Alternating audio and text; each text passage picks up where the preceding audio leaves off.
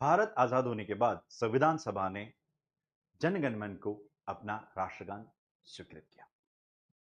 वंदे मातरम जनगण मन से पहले काफी पहले लिखा गया गीत था और भारतीय राष्ट्रीय आंदोलन में एक महत्वपूर्ण भूमिका अदा की। फिर भी जब राष्ट्रगान स्वीकृति की बात आई तो हमने जनगण मन स्वीकारा, ना कि वंदे मातरम। ऐसा क्यों? तो आज के वीडियो में हम इसे जानेंगे संक्षिप्त में। वंदे मातरम ये सबसे पहली बार बंकिम चंद्र चटर्जी द्वारा लिखित उपन्यास आनंद मठ में था। आनंद मठ सन्यासी विद्रोह पर आधारित था।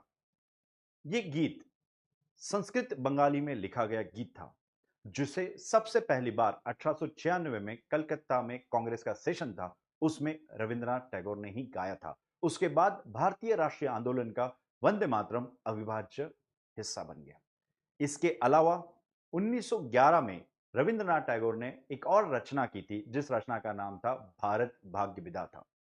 इसी गाने को पहली बार 1911 में कलकत्ता सेशन जो कांग्रेस का था, उसमें रविंद्रनाथ टैगोर ने ही गाया था। उसे नाम दिया गया जन गण मन। बाद में आजाद हिंद सरकार जो नेताजी सुभाष चंद्र बोस द्वारा स्थापित थी, उसने जन गण मन को अपना राष्ट्रगान स्वीकृत किया। जब भारत आजाद हुआ तो संविधान सभा में एक चर्चा हुई। उस चर्चा में वंदे मातरम या जन गण मन हमारा राष्ट्रगीत हो, इस पे बहुत बड़ी चर्चा हुई। और इस चर्चा में उन दोनों पहलुओं को देखा गया कि किसे हमारा राष्ट्रगान होना चाहिए। वंदे मातरम, जैसे वंदे मातरम में 5 स्टांजाज है, उसमें से सिर्फ 2 ही स्टांजा हमने स्वीकृत किए। वंदे मातरम जटिल संस्कृत बंगाली में लिखा गया गीत था, तो ये सबसे एक उसका डिसएडवांटेज था। दूसरा, उसमें कई सारे हिंदू देवताओं का वर्णन किया गया, जैसे मां दुर्गा, मां लक्ष्मी। तो जो गैर हिंदू थे, उन्होंने इस पे आपत्ति दर्ज की। यही हम जब जनगण मन की बात करते हैं तो उसमें किसी भी प्रकार की देवी देवताओं का जिक्र नहीं है। वो पूरी तरह से धर्मनिरपेक्ष है।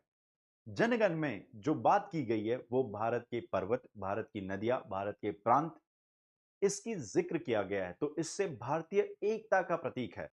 और जनगण मन लिखा गया था सादी बंगाली संस्कृत में, जो बहुत आसान था। और म्यूजिक के द्वारा भी जब हमने इसे लयबद्ध किया तो वो भी आसान था।